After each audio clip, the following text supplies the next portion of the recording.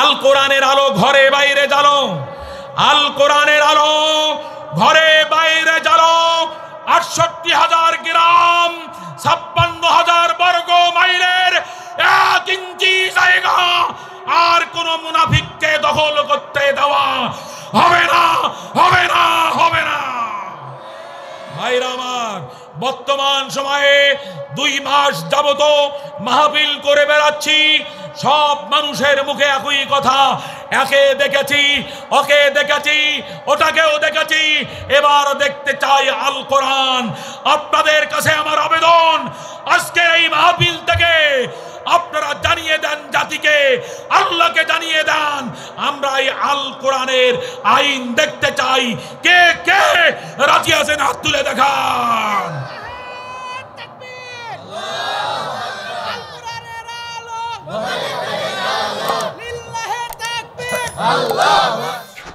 আউযু বিল্লাহি মিনাশ শাইতানির রাজিম। বিসমিল্লাহির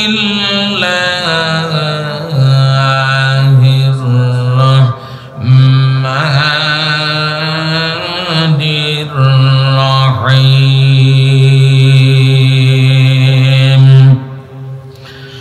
ওমা কানা লিমুমিনিন ওয়ালা মুমিনাতিন ইযা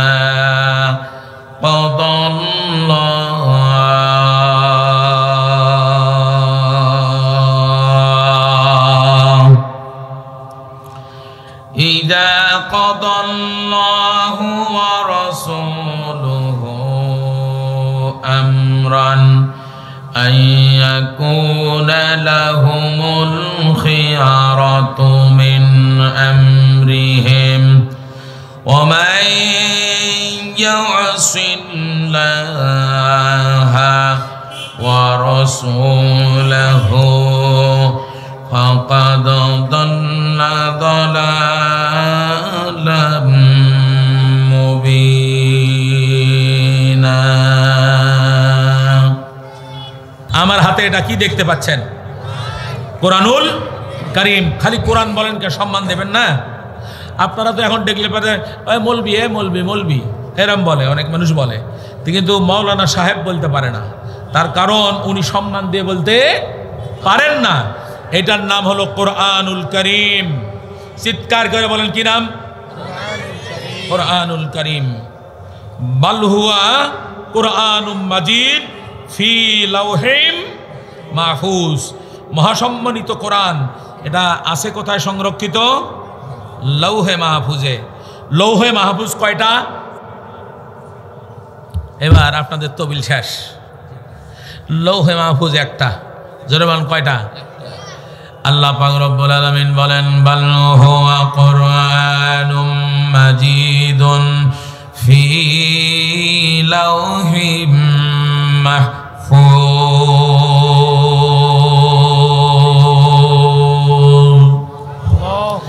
মহাসম্মানিত কোরআন, এটা সংরক্ষিত আছে লাউহে মাহফুজে।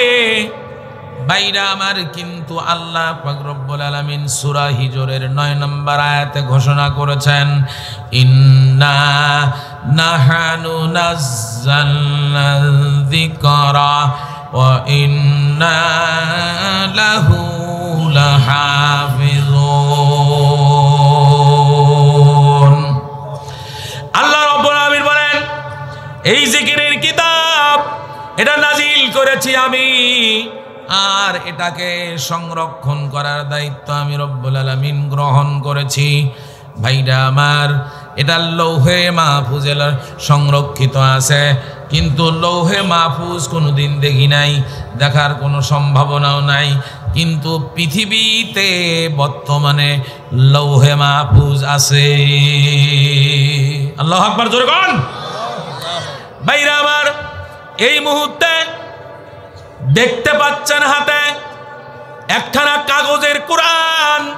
এটা কাগজে লিখিত আছে, কিন্তু কিছুক্ষণ আগে দেখলেন জীবন্ত কোরআন। 7 জন জীবন্ত কোরআন ভাইরা আমার, এই কোরআন পানিতে দিলে গলে যেতে পারে, আগুনে দিলে পুড়ে যেতে পারে বন্ধুগণ, কিন্তু একজন জীবন্ত কোরআন যদি মারা যায় আর মাটির ভিতরে যদি হাজার হাজার বছর থাকে, দেহ নষ্ট হতে পারে, অন্য সব অঙ্গ প্রত্যঙ্গ নষ্ট হয়ে যাবে, কিন্তু একজন হাফেজের সিনা কখনই নষ্ট হয়ে যাবে না। মহাগ্রন্থ কুরআনুল কারীম এই সিনার মধ্যে সংরক্ষিত আছে ভাইরা আমার। তাহলে লৌহে মাহফুজ আসমানে কয়টা? জোরে কোন। কিন্তু বর্তমানে সারা পৃথিবীতে 228টা দেশ, তার মধ্যে 56 অথবা 57টা মুসলিম রাষ্ট্র। এই সব রাষ্ট্রগুলো মিলে বন্ধুগণ মুসলমানের সংখ্যা প্রায় 200 কোটি। এই 200 কোটি মুসলমানের ভিতরে ভাইরা আমার গবেষণা করে পরিসংখ্যানে ধরা পড়েছে পৃথিবীতে 200 কোটি মুসলমানের ভিতরে এখন বর্তমানে 25 কোটির বেশি হাফেজে কোরআন আছে। নারায়ে তাকবীর, জোরে নারায়ে তাকবীর। সারা পৃথিবীতে বর্তমানে কত কোটি হাফেজ? 25 কোটি হাফেজ। ভাইরা আমার, কেউ কেউ বাংলাদেশ সম্পর্কে বলেছেন, ভাইরা আমার বাংলাদেশে প্রায় 25 লক্ষের বেশি হাফেজ আছে। বন্ধুরা আমার, আজকের যে মাদ্রাসা দেখতেছেন, আমার এই দেশে অনেক শিক্ষিত মানুষ আছে, কলেজের শিক্ষক আছে, বিশ্ববিদ্যালয়ের শিক্ষক আছে, ভাইরা আমার অনেক বড় বড় অফিসার আছে, যারা মন্তব্য করে মাদ্রাসায় সন্তান পড়ানো যাবে না, মাদ্রাসায় সন্তান পড়ালে এরা চাকরি পাবে না, এরা টাকা পয়সা রোজগার করতে পারবে না, অতএব এরা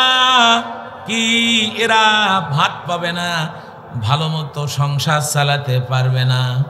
ভাইরা আমার, কিন্তু দুঃখজনক হলেও সত্য কথা আমি একটু প্রকাশ করি আপনাদের কাছে। আমাদেরকেও বলেছিল মানুষেরা, মাদ্রাসায় পড়িস না, চাকরি পাবি না, ভাত পাবি না, ঘর বাড়ি করতে পারবি না। কিন্তু এখন বাপ মা মাদ্রাসায় আমাদেরকে পড়াইছে। টেকনাফ থেকে তেতুলিয়া পর্যন্ত 68,000 গ্রাম, 56,000 বর্গ মাইল ঘুরে বেড়াই। গত ডিসেম্বর ভাইরা আমার সৌদি আরবে 4টা মাহফিল করে আসলাম ঘরের ভিতরে। কুয়েতে ডেট হয়েছিল, যাইতে পারি নাই। মালয়েশিয়ায় বর্তমানে কয়েকটা ডেট হয়েছে, হয়তো আল্লাহ পাক নিয়ে যাবে। দেশের যে জায়গায় যাই ওই জায়গায় ভাত নাই, ওরা বলে ভাত পাবে না। ওদের কথা সত্য, আমরা যেখানেই যাই ভাত পাই না, শুধু পোলা আর বিরিয়ানি।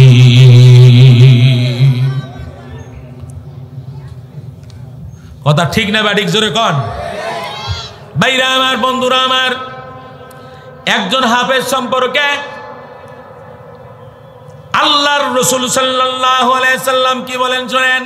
ওয়াকালা রাসূলুল্লাহ সাল্লাল্লাহু আলাইহি সাল্লাম, মান ক্বরাআল কুরআনা ফাস্তাযহারাহু ফাআল্লা হালালাহু ওয়া হাররামা হারামাহু ওয়া আদখালাহু আল্লাহুল জান্নাহ ফাশাফাআহু ফি আশরাতিন মিন আহলি বাইতিহি কুল্লুহুম কদ ওয়াজাবাত লাহুন নার।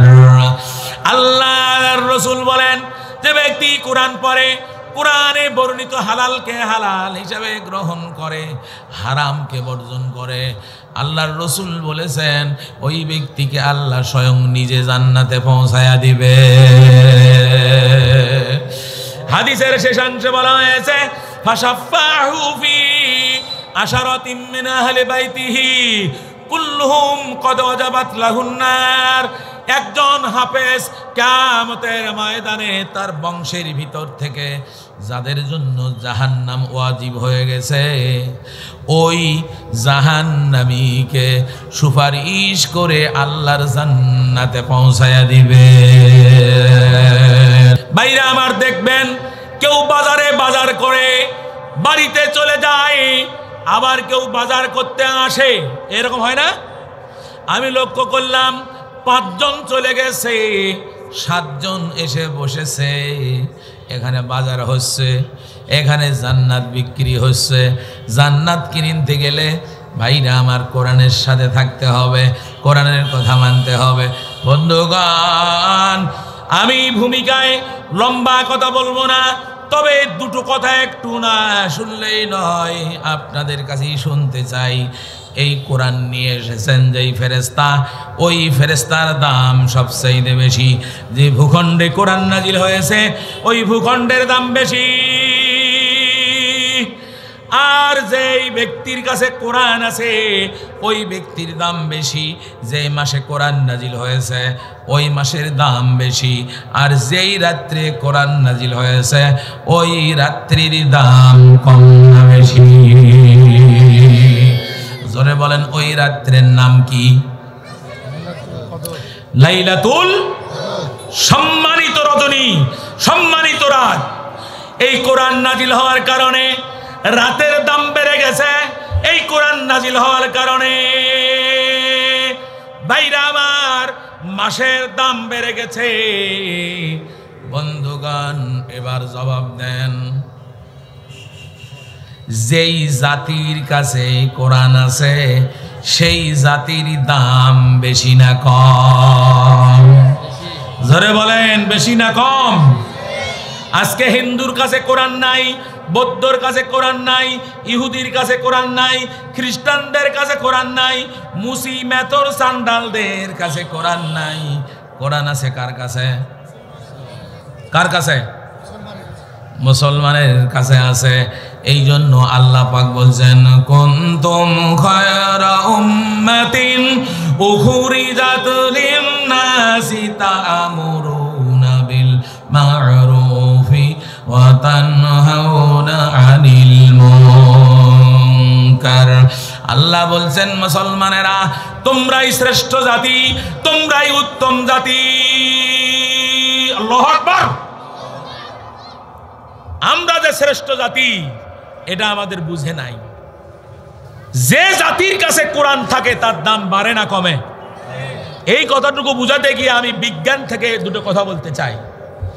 সারা পৃথিবীতে যত মানুষ আছে অমুসলিমেরা 3 ভাগ করে, 1 ভাগ হলো মুসলমান আর 2 ভাগ হলো অমুসলিম। 2 ভাগ কি? অমুসলিম।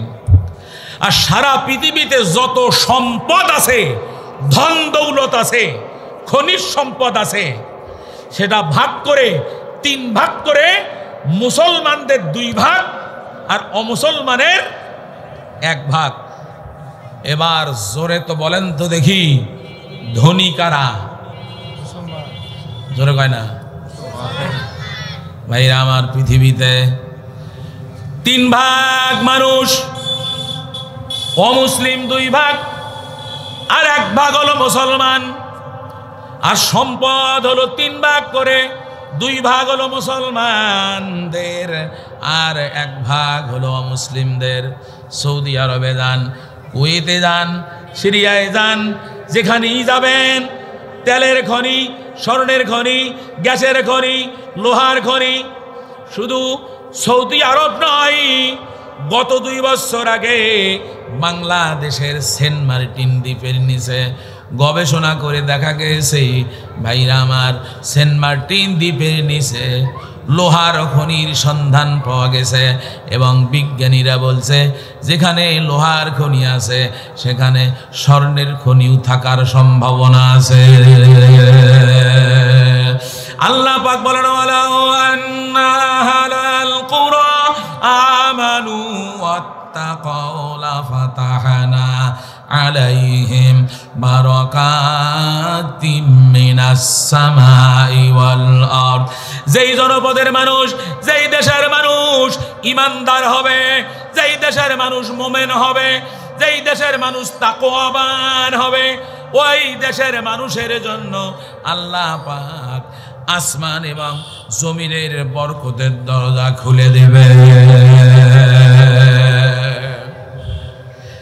আজকে বাংলাদেশের রাজনীতিবিদরা মঞ্চে উঠেই বলে যে বাংলাদেশ গরিব দেশ, বাংলাদেশ গরিব দেশ।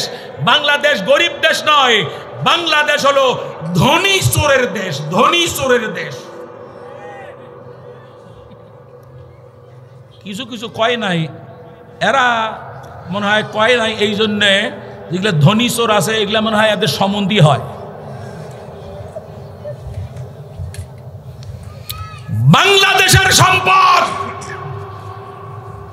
যদি যাকাত আদায় করা হয়, প্রত্যেক বছর হাজার হাজার কোটি টাকা যাকাত আদায় হবে। কথা ঠিক না বা ঠিক জোরে কন?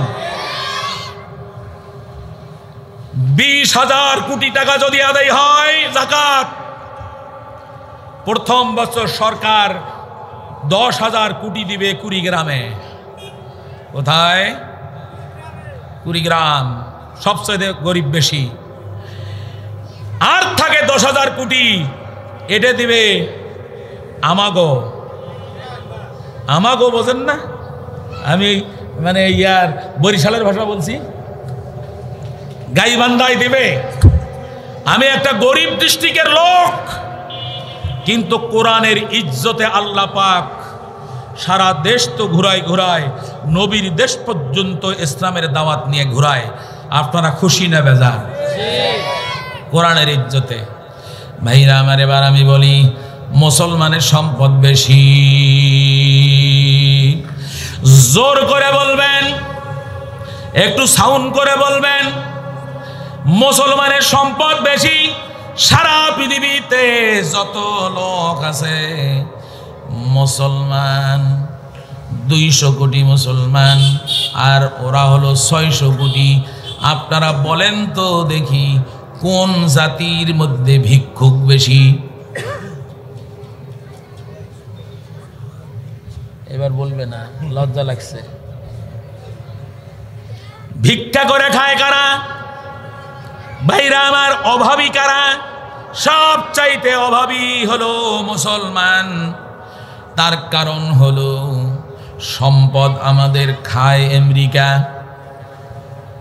সম্পদ আমাদের খায় হলো জাপান, সম্পদ আমাদের খায় হলো ভাইরা আমার খায় হলো ওই কানাডা। বন্ধুগণ, আমরা ব্রেনের অভাবে আমরা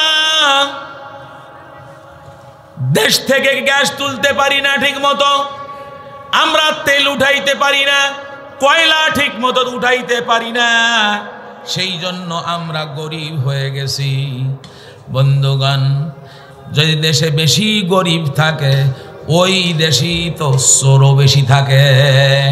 বঙ্গবন্ধু শেখ হাসিনার বাবা বয়স তখন আমার, উনি তখন দেশ স্বাধীন করেছে, উনি সহ এবং আমাদের ভাইরা আমার স্বাধীনতার ঘোষক জিয়াউর রহমান, দুইজনে মিলা যখন দেশ স্বাধীনের কাজ করেছিল, দেশ স্বাধীন হওয়ার পর শেখ মুজিবুর রহমান দুঃখ করে বলেছে, সবাই দেশ স্বাধীন করে পাইছে, স্বর্ণের খনি, রূপার খনি, লোহার খনি, কয়লার খনি, গ্যাসের খনি, আর আমি দেশ স্বাধীন করে পাইছি।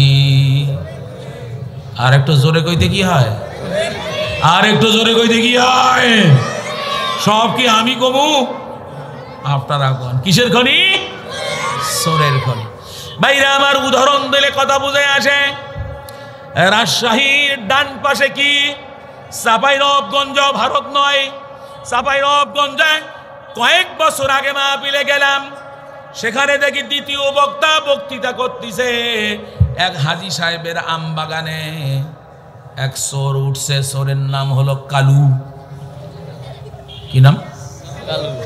আসল নাম হলো কালাম, ডাকে হলো কালু। নাম যদি হয় লাল মিয়া, ডাকে হলো লালু। এই দেশের মানুষের এটা হলো স্বভাব। আমার বন্ধুগণ, এখন হাজী সাহেবকে লোকেরা বলছে যে আপনার আম বাগানে কালু আম নামাচ্ছে, চুরি করছে। এখন হাজী সাহেব এরকম লাঠি নিয়া, আয় কালু নাম, তোর বাপের কাছে নিয়ে যাব, তোর বাপের কাছে নিয়ে যা, তোর বিচার করবো, যে লাঠি দেখ। এখন কালু হাসে। কালু কি করে? কালু হাসে। হাসিস কেন? এবার হাজী সাহেবকে কালু বলছে উপরে তাকান। বুঝতে দেরি হচ্ছে। আমাদের গাইবান্ধায় কথা আছে, কুতকুতি দিলে 3 দিন পর হাসে, আর রাজশাহীর লোকের কাছে বক্তব্য দিলে 1.5 মিনিট পর বোঝে। উপরে তাকান, কালু বলছে উপরে তাকান। কালু হলো নিচের ডালে ব্যাগ নিয়ে আম পাড়তিছে, আম নামাচ্ছে, আর কালুর বাপ বস্তা নিয়ে উপরের ডালে আম নামাচ্ছে। ভাইরা আমার, নিচের ডালে কালু আর উপরের ডালে কালুর বাপ। আমার দেশে নিচেও চোর, উপরেও চোর, নিচেও চোর, উপরেও চোর, যার কারণে আজকে ভাইরা আমার এই 1.5 মাস 2 মাস পরেই দেখা যাচ্ছে অনেক ব্যাংকে টাকা নাই, দেউলিয়া হয়ে গেছে। চোরেরা চুরি করে বিদেশ পাঠাইছে।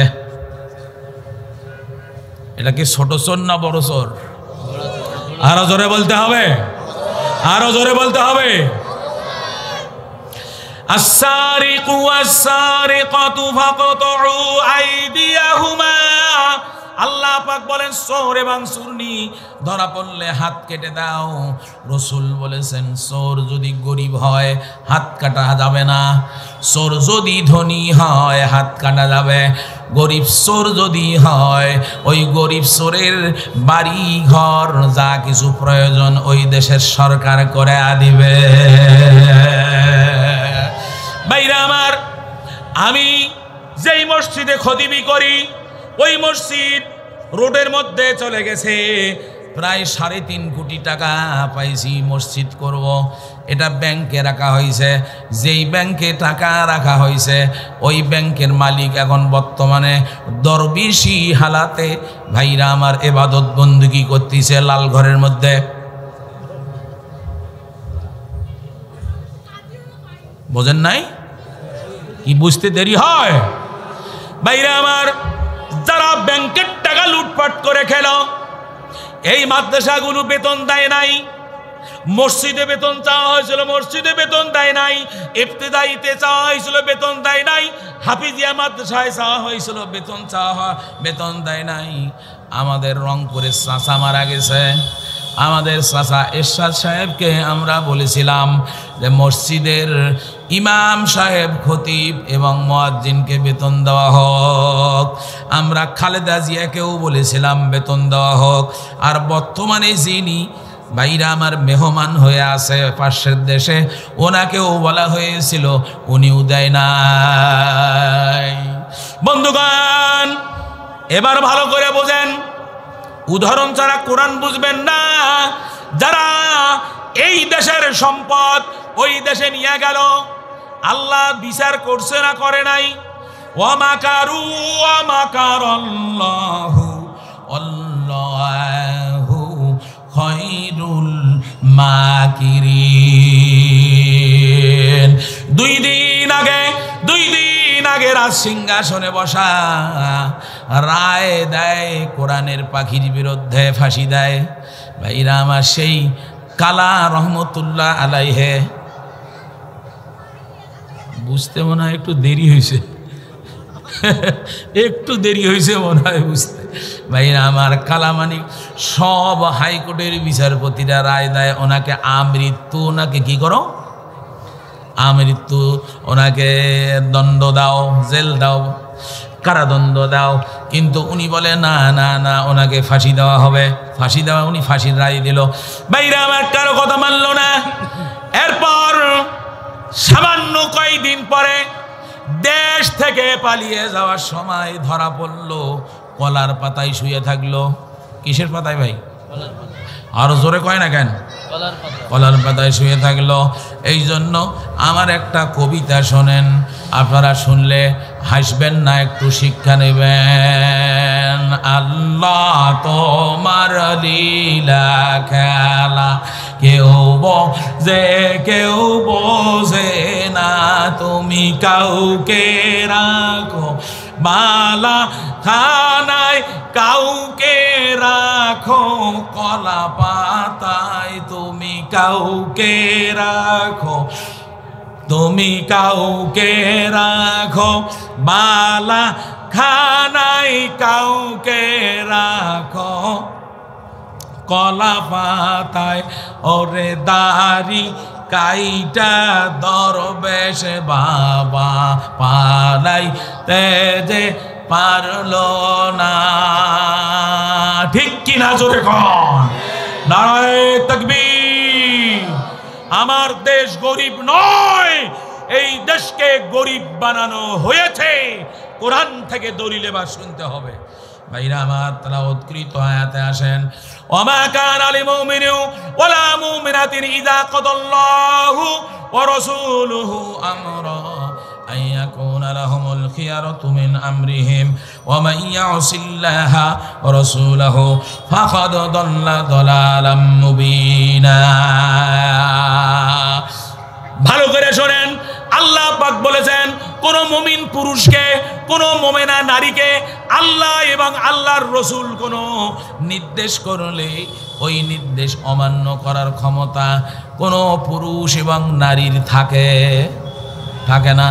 আল্লাহ পাক নামাজ ফরজ করেছেন, এটাকে মানতে বাধ্য।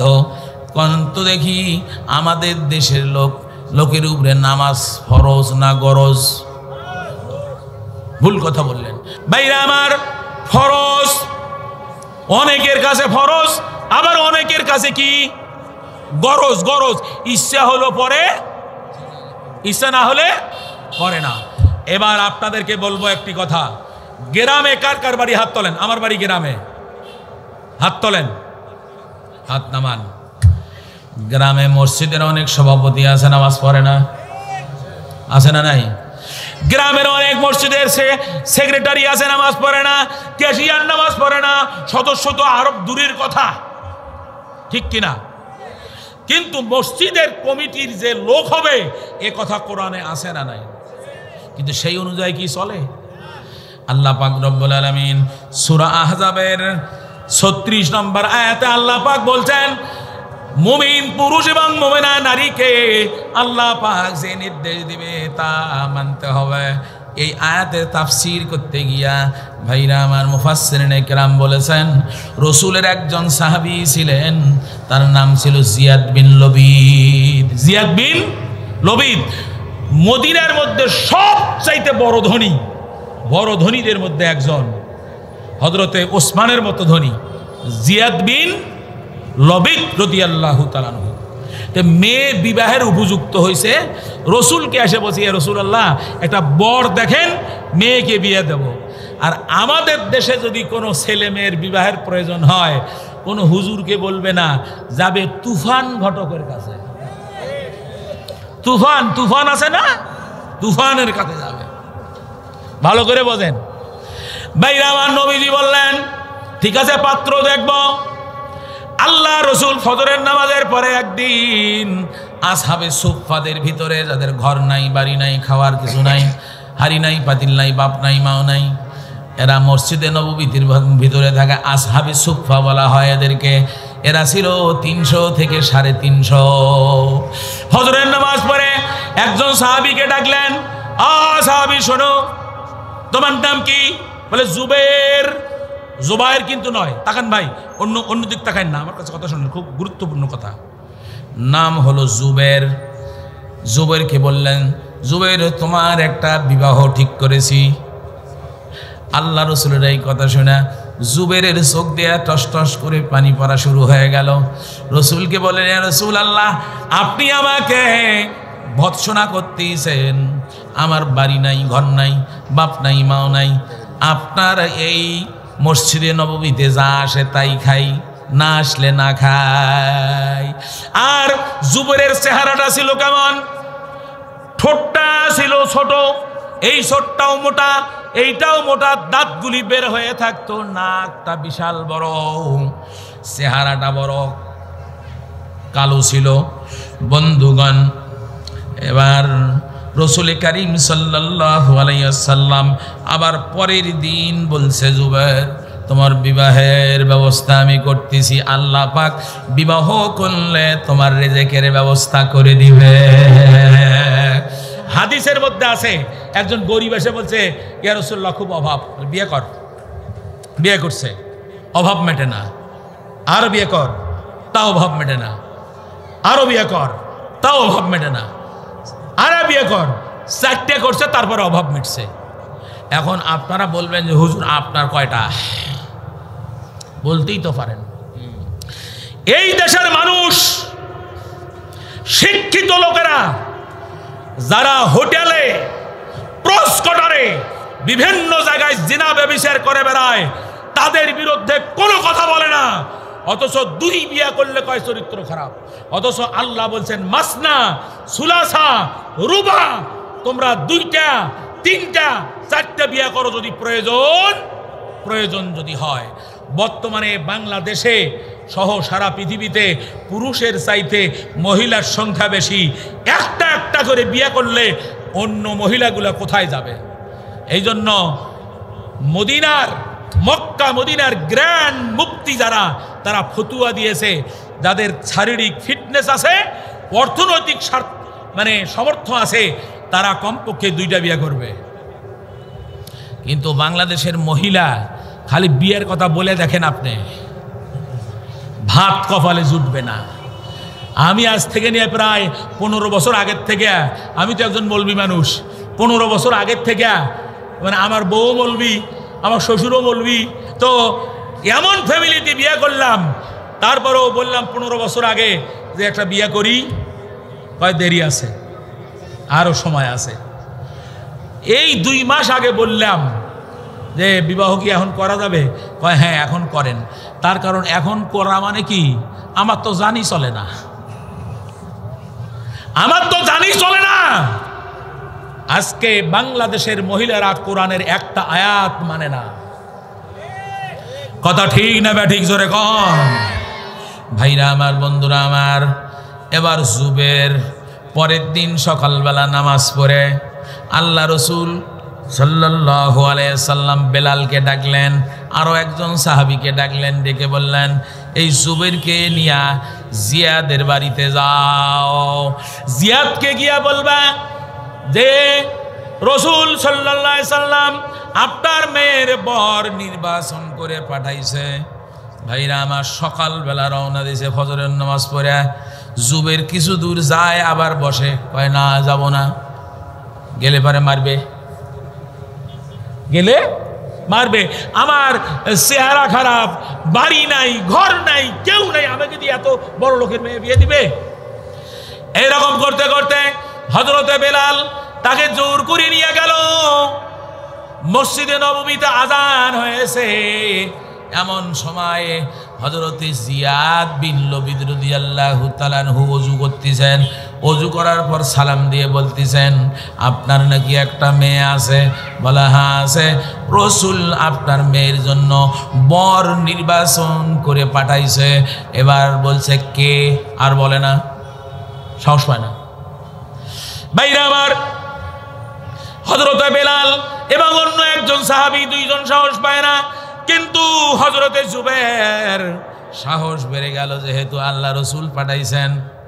এবার বলছেন, আপনার মেয়ের বর আমি আসহাবে সুফফার একজন সদস্য, বাড়ি নাই, ঘর নাই, খাওয়ার জায়গা নাই, বাপ নাই, মাও নাই, ভাই নাই, বোন নাই, কেউ নাই, আমাকে বর নির্বাচন করে, আপনার মেয়ের বর নির্বাচন করে পাঠাইছে।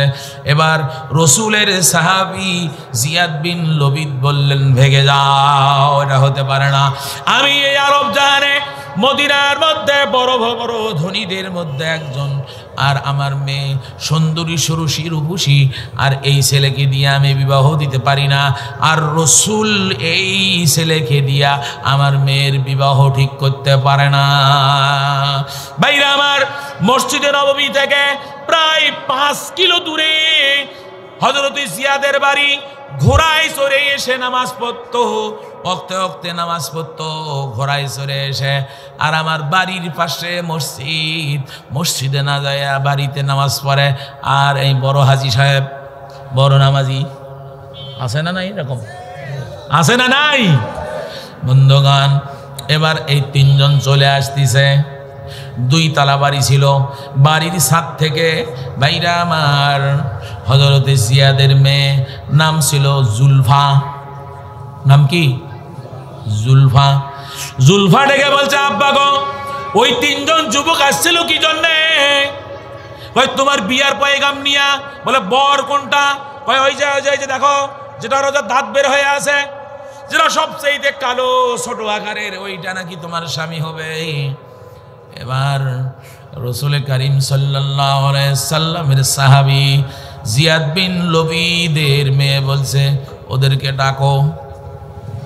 এরপর ডাক দেওয়া হলো।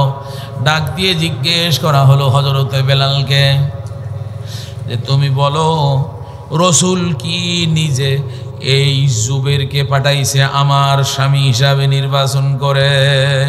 হযরতে বেলাল বললেন, আল্লাহর নামে শপথ করে বলতেছি, আমার নিজের কথা নয়, রসুল তোমার বর নির্বাচন করে পাঠাইছে। তারপরও বাবা মানে না। এরপর হযরতে বেলাল কয়েকদিন আগে এই সূরা আহজাবের 36 নম্বর আয়াতখানা তেলাওয়াত করে শোনাইছে সব জায়গায়। তখন তো কোরআন আকারে এইভাবে কাগজের কোরআন হয় নাই।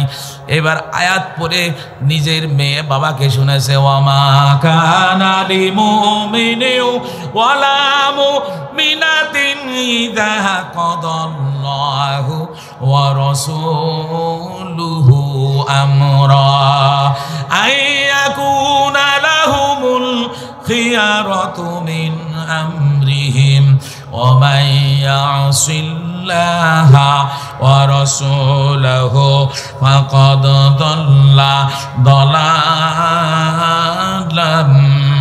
مبينا।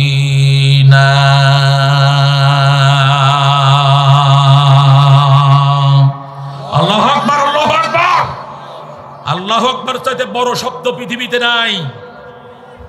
এটা কারো বাপের স্লোগান নয়, এটা কোনো দলের স্লোগান নয়, এটা হচ্ছে আল্লাহর স্লোগান, এটা হচ্ছে রসুলের স্লোগান। সূরা মুদ্দাসির পড়ে দেখেন, একটু তাকবীর জোরে দেন দাঁড়ানো ভাইয়েরা সহ। নারায়ে তাকবীর, নারায়ে তাকবীর। আল কোরআনের আলো। ভুল কথা, ভুল কথা। তার কারণ সারা জিন্দেগি খালি ঘরেই জ্বালাইছেন, বাইরে জ্বালাবে কেনা? আল কোরআনের আলো ঘরে বাইরে জ্বালো, আল কোরআনের আলো ঘরে বাইরে জ্বালো। ৬৮,০০০ গ্রাম, ৫৬,০০০ বর্গ মাইলের 1 ইঞ্চি জায়গা আর কোন মুনাফিককে দখল করতে দেওয়া হবে না, হবে না, হবে না। ভাইরা আমার, বর্তমান সময়ে 2 মাস যাবত মাহফিল করে বেড়াচ্ছি, সব মানুষের মুখে একই কথা। একে দেখেছি, ওকে দেখেছি, ওটাকেও দেখেছি, এবার দেখতে চাই আল কোরআন। আপনাদের কাছে আমার আবেদন, আজকে এই মাহফিল থেকে আপনারা জানিয়ে দেন জাতিকে, আল্লাহকে জানিয়ে দেন, আমরা এই আল কোরআনের আইন দেখতে চাই। কে কে রাজি আছেন হাত তুলে দেখান।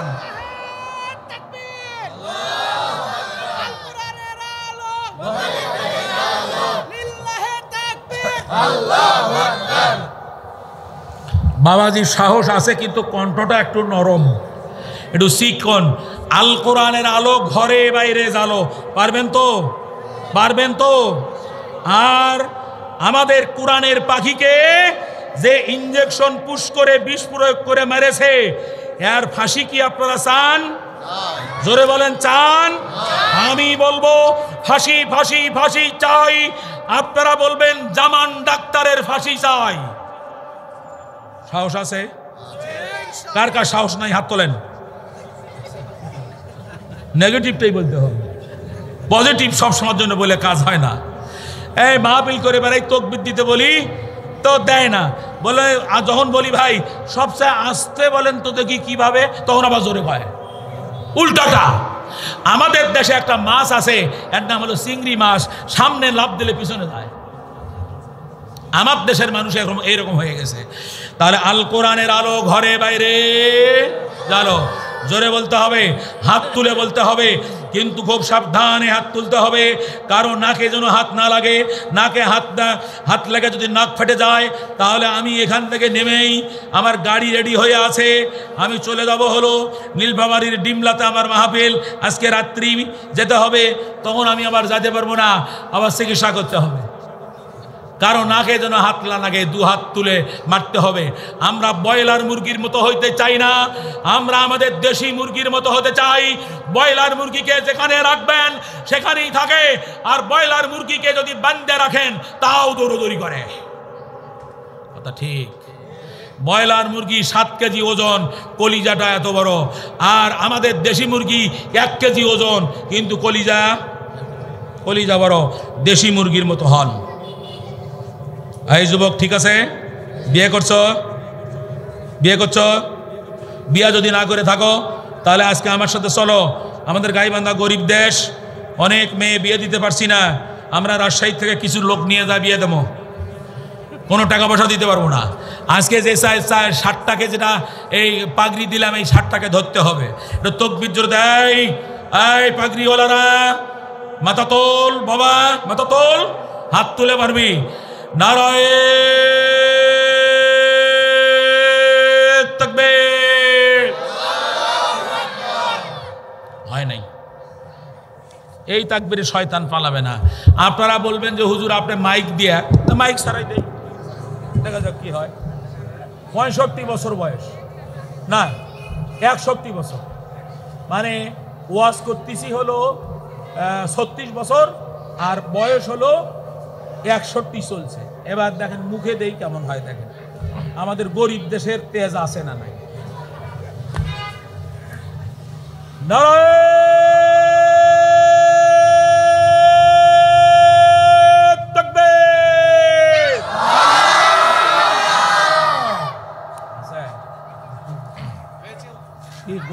গরিব দেশের তেজ আছে।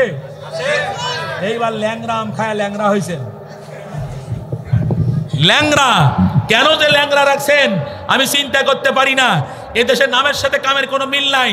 ল্যাংরা আম, এত সুন্দর আম, নাম রাখছে ল্যাংরা। এরপরে রাজশাহীতে দেখবেন রস কদম নামে একটা মিষ্টি পাওয়া যায়, 1 ফোঁটা রস নাই, তার নাম রাখছে রস কদম। আবার দেখবেন বেদানা, দানা দিয়া ভরা, তার নাম রাখছে বেদানা। বলে নিলে গবেষণা একটু করা লাগে। একবার একটু দেন তো দেখি ভাই, এবার জোরে হাত তুলে। হয় যুবক, তোরা বিয়ে করিস নাই, তোদের এই তাকবীরে বোঝা যাবে তোদেরকে বিয়ে দেওয়া যাবে কি যাবে না। হ্যাঁ, লিল্লাহে তাকবীর, লিল্লাহে তাকবীর। আল কোরআনের আলো ঘরে বাইরে জালো, অ্যাকশন অ্যাকশন অ্যাকশন অ্যাকশন। জামান ডাক্তারের বিরুদ্ধে, জামানের বিরুদ্ধে, জামানের দুই গালে, জামানের দুই গালে ফাঁসি চাই, ফাঁসি চাই, ফাঁসি চাই, ফাঁসি চাই, ফাঁসি চাই, ফাঁসি চাই। আজকের রাজশাহী মহানগরীর প্রাণ কেন্দ্র থেকে ডক্টর ইউনূসকে জানাইতে চাই, এই আল্লামা সাঈদী কোরআনের পাখিকে যে হত্যা করেছে, সে দেশে থাক আর বিদেশে থাক, সেখান থেকে বের করে নিয়ে এসে বাংলাদেশের 18 কোটি মানুষের সামনে ওকে ফাঁসি কাস্টে ঝুলাতে হবে, ঝুলাতে হবে, ঝুলাতে হবে। কে কে রাজি আছেন হাত তুলে দেখান। ভাইরা আমার জুবের চলে আসছে হযরতে বেলাল সহ। ভাইরা আমার জোহরের নামাজ আদায় করে রাসূলুল্লাহ সাল্লাল্লাহু আলাইহি সাল্লাম এবার জিজ্ঞাসা করছে লবিদ বিন জিয়াদ রাদিয়াল্লাহু তাআলা আনহু জিজ্ঞেস করছে, ইয়া রাসূলুল্লাহ, আপনি কি এই ছেলেটাকে আমার মেয়ের জন্য বর নির্বাচন করেছেন? বলে হ্যাঁ। ভাইরা আমার মেয়ে বলল, মেয়ের নাম হলো জুলফা। মেয়ে বলছে, আব্বা জান একটা কথা শোনেন, রসুল যদি এই ছেলেটাকে আমার বর নিযুক্ত করে থাকে, আমি আল্লাহর নামে শপথ করে বলতেছি এই ছেলেটা হবে জান্নাতি। বন্ধুগণ, এবার একটু লক্ষ্য করেন, এবার রাসূল সাল্লাল্লাহু আলাইহি সাল্লাম জিয়াদ বিন লবিদকে বলছে, তোমার মেয়ের জন্য আমি একে স্বামী নির্বাচিত করেছি। আর জিয়াদ বিন লবিদের মেয়ে বলছে যে রাসূল যেহেতু নির্ধারণ করেছে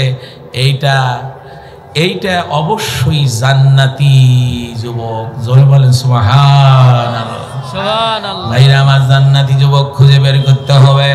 জান্নাতি যুবক বের করতে হলে দেখতে হবে কপালের মধ্যে ঘটা পড়ছে কিনা, চুলটা সুন্নতি কাটছে কিনা, জামাটা সুন্নতি আছে কিনা। আজকালকার তো জান্নাতি যুবককে দেখে বোঝা যায় হাতের মধ্যে কি মালা, গলার মধ্যে। বর্তমানের ছেলেগুলি কতই আধুনিক বাবা, বর্তমানের ছেলেগুলি কতই আধুনিক। গলায় পরে সোনার মালা, গলায় পরে সোনার মালা, হাতে ওদের রূপার মালা। বলতে গেলে বরে ওরা আমরা সবাই ঠিক। বর্তমানের ছেলেগুলি কতই আধুনিক বাবারে, বর্তমানের ছেলেগুলি কতই আধুনিক। ওয়ামামি দাব্বাতিন ফিল আরদি ইল্লা আলাল্লাহি রিজকুহা। এই পৃথিবীতে বিচরণশীল এমন কোন জীব নাই, এমন কোন জন্তু নাই যার খাওয়ার ব্যবস্থা আল্লাহ করেন নাই। কে খাওয়ায়? যেমন কে খাওয়ায়? দিনাজপুরে মাহফিল করতে গেলাম, তা বললাম আপনাদেরকে কে খাওয়ায়? আচ্ছা আল্লাহ। হুজুরদেরকে কে খাওয়ায়? এক বুড়া মানুষ হয়ে উঠে বলছে আমি খাওয়াই। বলে কিভাবে? আমি 30 বছর হলো আমাদের মসজিদের ইমামকে খাওয়াই। খাওয়ানোর মালিক কে? আল্লাহ। জোরে বলেন কে? আল্লাহ। ভাইরা আমার ওই ছোট ভাই, প্রিয় ভাই আব্দুর রাজ্জাক বিন ফাদিল মায়ের ওয়াজ করে গেছে। ভাইরা আমার, মায়ের বুক জন্ম যখন হলো, মায়ের বুক থেকে দুধ পান করা শুরু করলাম। আমার আল্লাহ পাক বলছেন, ওয়াল ওয়ালিদাতু ইউরদিনা আওলাদাহুন্না হাওলাইনি কামিলাইন। সূরা বাকারা 233 নম্বর আয়াত। আল্লাহ পাক বলছেন, ও দুনিয়ার মায়েরা, ও দুনিয়ার বাপেরা, তোমরা কি করবে? তোমরা যদি সন্তানের দুধ খাওয়ানোর মেয়াদ পূর্ণ করতে চাও, তাহলে তোমরা কমপক্ষে 2 বছর দুধ খাওয়াও। ভাইরা আমার, লন্ডনের একজন ডাক্তার, ইহুদি ডাক্তার, সে এক সময় কোরআন শরীফ পড়া শুরু করলো। পড়তে পড়তে এই আয়াতে গেল, ডাক্তার মানুষ আয়াতে যায় অর্থ বুঝে নিল। মুসলমানদের এই কিতাব কোরআনে আল্লাহ 2 বছর দুধ খাওয়ানোর কথা বললেন কেন? এরপর ভাইরা আমার মায়ের দুধ নিয়ে গবেষণা শুরু করলো। ছেলে হলে কয় মণ দুধ খাবে, মেয়ে হলে কয় মণ দুধ খাবে, গবেষণা করে 5 বছরে বের করলো ছেলে মায়ের বুক থেকে ভাইরা আমার 22 থেকে 24 মণ দুধ খায়। আর মেয়েরা কোনো মায়ের যদি মেয়ে সন্তান হয় দুধ পাতলা হয়, আর ওই মেয়েরা মায়ের বুক থেকে 2 বছরে 16 থেকে 18 মণ দুধ খায়। মিষ্ট তিতো ঝাল মশলা, মিষ্ট তিতো ঝাল মশলা, দুধ মধু আর চিনি, মিষ্ট তিতো ঝাল মশলা, দুধ মধু আর চিনি, মাছ মাংস ফল ফলাদি কতই দিলেন তিনি। উদ্দেশ্য শুধু করব মোরা বন্দিগি তাহার, প্রশংসা করি আমি আল্লাহ তাআলার। সবাই সুর করে বলেন প্রশংসা করি আমি, আর একটু জোরে বলেন প্রশংসা করি আমি। ভাইরা আমার, জুলফার সাথে জুবৈরের বিবাহ হয়ে গেল। আল্লাহ পাক রব্বুল আলামিন সম্পদ বাড়িয়ে দিলেন। আস্তে আস্তে সম্পদ বাড়ানো শুরু হয়ে গেল। এবার জোরে জোরে বলেন তো দেখি, বরকতের মালিক কে? আল্লাহ। আরো জোরে বলেন কে? আল্লাহ। আমি গাইবান্ধার সন্তান। এক সময় গাইবান্ধার গভর্নমেন্ট ডিগ্রি কলেজ মসজিদে সহকারী ইমাম ছিলাম। মাত্র 450 টাকা বেতন ছিল। কয়শো? 450 টাকা বেতন ছিল। বাইরে আমার সেই সময়ও সংসার চলেছে। এখন বর্তমান সময়ে 92 সাল থেকে এখন পর্যন্ত প্রায় 40 বছরের মতো হবে। বন্ধুগণ, এখন মাসে শুধু 1000 নয়, লাখ লাখ টাকা কামাই হয়। আল্লাহ বরকত দেয় কি দেয় না? বরকতের মালিক কে? বরকতের মালিক কে? এজন্য আল্লাহ পাক বলেছেন, ফাইদা কুদিয়াতিস সালাতু ফান্তাশিরু ফিল আরদ ওয়াবতাগু মিন ফাদলিল্লাহ। যখন তোমাদের নামাজ শেষ হয়ে যাবে, মসজিদে আর বসে থাকবে না, মসজিদ থেকে বের হয়ে পড়বে। কেউ রিক্সা চালাবে, কেউ ভ্যান চালাবে, কেউ কুলিগিরি করবে, কেউ চাকরি করবে, কেউ বক্তৃতা করবে। ভাইরা আমার, বিভিন্ন ভাবে আল্লাহ পাক রব্বুল আলামিন রিজিকের অন্বেষণ করার কথা বলেছেন। জোরে জোরে বলেন মারহাবা।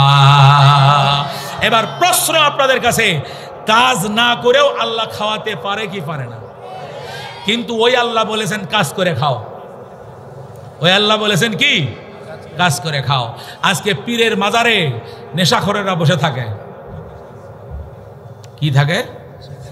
নেশাখোর। আল্লাহর ওলি জট, এই দিকে হলো শট, আবার মোষ পাকে এখানে তুলে থুইছে। বুঝতে পারছেন? একদিন জিজ্ঞেস করলাম একটাকে, কয় আপনারা শরীয়তের মৌলবি বুঝবেন না, আমরা মারেফতের মৌলবি। ওরা মারেফত, ওরা আল্লাহর ওলি। ভাইরা আমার, আমাদের দেশে আমি খুঁজে 2 প্রকার আল্লাহর ওলি পাইছি। 2 প্রকার আল্লাহর ওলি পাইছি খুঁজে খুঁজে। এক প্রকার হলো যারা এই মাজারে গাঁজা টানে, এরা এক প্রকার ভণ্ড ওলি। আর এক ধরনের ওলি আছে আমাদের দেশে যারা সরকারি চাকরি করে, পুলিশ বাবাজিরা। এরা আল্লাহর ওলি, সারা রাত জাগে আর ঘুরে বেড়ায়, সারা রাত জাগে জাগে ঘুরে বেড়ায়। আর এদের উপরে এক সময় একটা টার্গেট থাকে, আজকে 10 জন ধরতে হবে। কাউকে ধরতে পারে না, ধরে যায় মৌলবীকে। ধরে কাকে? মৌলবীকে। 2011 সালে আমাকে ধরছিল, মাহফিল করে আসতে ধরছিল। ধরে নিয়ে এসে রাজপাড়া থানাতে রাখলো। নামাজ পড়ারও জায়গা নাই, খাওয়ারও জায়গা নাই, কিছুই করার জায়গা নাই। পরের দিন নিয়ে আসলো আপনাদের এই যে আদালত, এই কোর্টে নিয়ে আসা চালান দিল। গেলাম ওই লাল ঘরে, যাইয়া 2-3 দিন পরে দেখি বন্ধু বান্ধব, স্ত্রী পুত্র যা আছে সবাই, কেউ আনে আনার, কেউ আনে কলা, কেউ আনে আপেল, কেউ আনে আঙ্গুর, কেউ আনে খেজুর, কেউ আনে বাদাম, কেউ আনে পাউরুটি। এরকম আনতে আনতে যতগুলো দিয়ে এলো প্রায় 15 কেজির মতো হবে। তা আমি বড় অপরাধী, তো আমার কেস ছিল পুলিশ মারা। আমি কিন্তু পুলিশ মারা লোক, সাবধান, পুলিশ মারা লোক কিন্তু আমি। আমার মামলা দিছে আমি নাকি পুলিশকে মারেছি। এবার ভালো দিলে, বড়টাই দিছে, খারাপটা কি দিছে। এরপরে কি করলো বাইরে আমার, ওই আমার সাথে যে 5 জন ছিল, ওরা কয় হুজুর আপনি তো একা একা খাইতে পারবেন না, এত খাইতে পারবেন? আমি বলি একা খাবো কেন, তোরাও খা, ছেলের মধ্যে আসি, তোরাও খা। সপ্তাহে সপ্তাহে আসে, 30 দিন পার হয়ে গেল। ওরা 5 জন একদিন আসে বলছে, হুজুর আপনি আসার পর এত ফল ফলাদি খাইয়া এখন দেখেন আমাদের 60-এর বোতাম আর লাগে না, পেট মোটা হয়ে গেছে। আর সন্ধ্যার পরে ঘরের ভিতরে ঢুকায়, বিকেল হলেই ঢুকায়, তালা মেরে দেয়। তো একজন বলছে, হুজুর একটা কথা বলবো। বলে হ্যাঁ বলো। কয় হুজুর আপনার কাছে অনুরোধ, আপনি কিন্তু জামিন হলে কিন্তু যাবেন না, জামিন হলে কিন্তু আপনি যাবেন না। বলে কেন? কয় আপনি থাকলে আমরা কেউ 10 বছর 7 বছর 5 বছর 8 বছর করে আসি, এত খাদ্য পাই নাই, কিন্তু আপনি আসার কারণে আল্লাহ পাক আমাদেরকে বরকত দিয়ে দিছে। তো আমি 37 দিন যেদিন হয়ে গেল, ওই দিন আসে এক ভদ্রলোক বলছে, আই বলি সাক্কে। বলে আমি। বলে আপনার জামিন হয়েছে। এখন ওরা গলা ধরে এমন কান্না শুরু করলো, কয় হুজুর যাইয়েন না, আপনি গেলে এই খাওয়া পাবো না। আমি বললাম যে বেটা, একটা সুন্নাত কেবল আদায় হয়েছে। আল্লাহ রসুল কোরআনের কথা বলার কারণে শিবে আবু তলবে 3 বছর জেল দিয়েছিল, তিনি জেল খেটেছেন 3 বছর। আল্লাহ রসুল কেবল 37 দিন হয়েছে, টেনশন করিস না, বের হয়ে যাব, আবার কোরআনের কথা শুরু করব, আবার তোদের সাথে দেখা হবে। তো মোটামুটি এইটা হয়েছিল আজকে, বুঝতে পারছেন? মানে এই ভাব হয়েছিল। কিন্তু একটি কথা শুনে রাখেন, ওখানে নিয়ে গেছে বটে, কিন্তু উপকার হয়েছে কি তা জানেন? ঢেকি স্বর্গে গেলে হয় না, ধান বানতে হয়।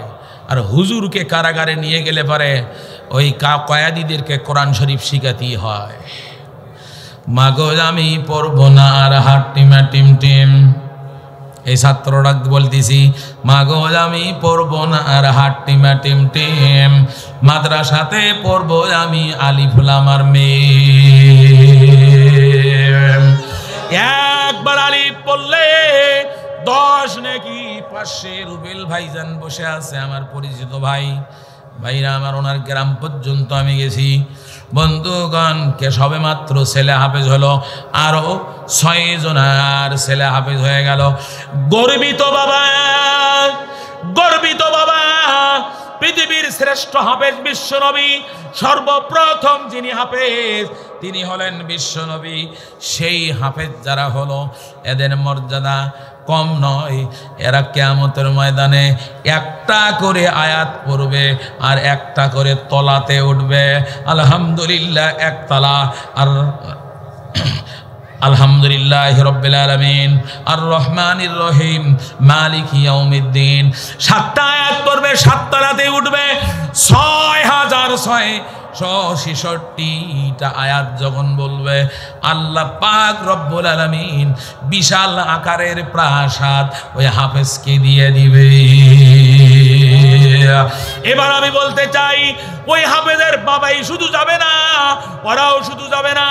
এখানে যদিও ইন্টারন্যাশনাল মাদ্রাসা, আমি শুনেছি হাফেজ সাহেবের কাছে কিছু গরিব ছেলে আছে, ওই গরিব ছেলেদের ওর বাপ মা টাকা দিতে পারে না, ওর বাপ মার জন্য ওর বাপ মা টাকা দিতে পারে না, ওদের খরচ চালানোর জন্য কিছু টাকা পয়সা লাগে। ইন্নাল্লাহ আশতারা মিনাল মুমিনিনা আনফুসাহুম ওয়া আমওয়ালাহুম বিআন্না লাহুমুল জান্নাহ। সূরা তাওবার ভিতরে আল্লাহ তাআলা বলছেন, ঈমানদারদের কাছ থেকে আমি জান এবং মাল ক্রয় করে নেই, বিনিময়ে তাদেরকে আমি জান্নাত দিয়ে দেই। জানের মালিক কে? পিছনে দাঁড়িয়ে থাকা ভাই জানেরা, ওখান থেকে দাঁড়িয়ে বলেন তো কি জানের মালিক কে? মালের মালিক কে? জানের মালিকও আল্লাহ, মালের মালিকও আল্লাহ। এই জন্য কবর খুলে যখন যাবে, যখন ওয়াইদাল কুবুর বুসিরাত আলিমাত নাফসুম মা কদ্দামাত ওয়া আখরাত, কোরআনের আয়াত। যখন কবর খুলে দেওয়া হবে, সকলেই জেনে নেবে কবরের জন্য কি পাঠাইছিলেন আর মরার সময় কি রেখে গেছিলেন। রেখে গেছেন হাফেজ, রেখে গেছেন আলেম, রেখে গেছেন মসজিদ, রেখে গেছেন মাদ্রাসা। আর কিছু লোক মরে যাওয়ার সময় রেখে গেছে সুদখোর, রেখে গেছে ঘুষখোর, রেখে গেছে মদখোর। বাইরে আমার ডিসি অফিসেও গম আনতে গেলে, চাল আনতে গেলেও সেখানেও ঘুষ দেওয়া লাগে। বাস্তব কথা আমি আমার জীবনে বলছি, বাস্তব কথা। বাইরে আমার ডিসি অফিসে চাল তুলতে গেলে, মসজিদে চাল তুলতে গেলে যদি ঘুষ দেওয়া লাগে, আর যেই লোক ঘুষ খায় এর জানাজা যদি কুটিবারও পড়েন, এর জান্নাত এর নসিবে হবে না, হবে না, হবে না, হবে না। এই জন্য আল্লাহ পাক কোরআনে কারিমে 5টা বিষয়ের কথা বলছেন, আদেশ, নিষেধ, হালাল, হারাম, আমসাল। এই 5টি বিষয় মানতে হবে।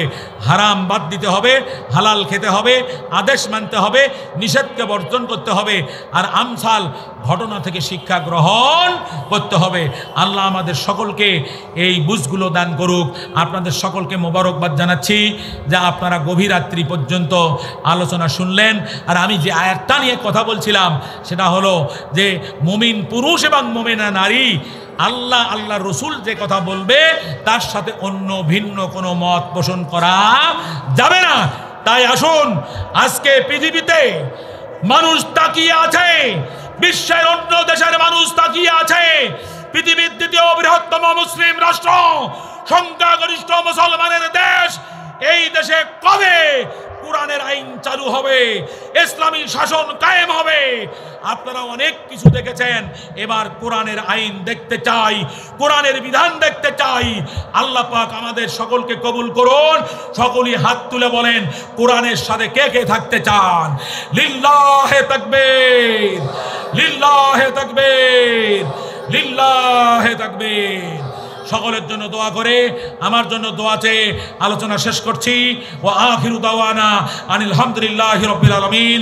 আসসালামু আলাইকুম ওয়া রাহমাতুল্লাহ।